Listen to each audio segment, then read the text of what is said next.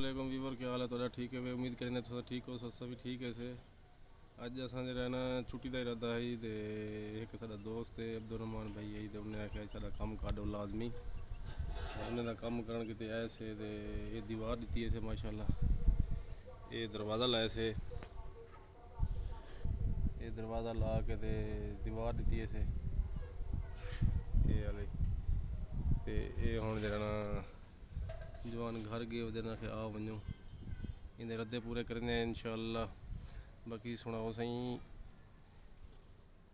Advance सारे को ईद मुबारक, जो परदेसी हैं उन्होंने को भी ते जोड़े देश उन्होंने को भी, पाकिस्तानी जितना जितना मुसलमान भाई हैं सारे को ईद मुबारक एडवांस।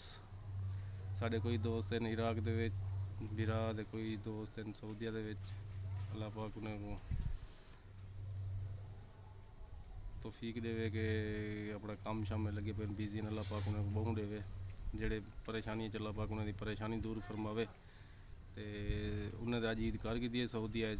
बाकी इंशाअल्लाह साडा कल ईद उसी कल लिखे सुता को सारा कुछ असा अज कम इरादा कोना हा, तो बस एक दोस्त है वहाँ मजबूर किते वहाँ कि कौन असी अज कम करने लाजमी करने। मैं ठीक है सही जिलो बिरा बंदा बनया है ऐसे उन्हें को भाई कम किते से। तो अज जैद भाई भी कोनी तो इकबाल तो दस्या जी घर चले गए, अज कोई कोनी। मैं क्या अज अस आप ही लोग बनाओ। बाकी साढ़े देखने वाले भैनी भरावें को अस्सलाम वालेकुम।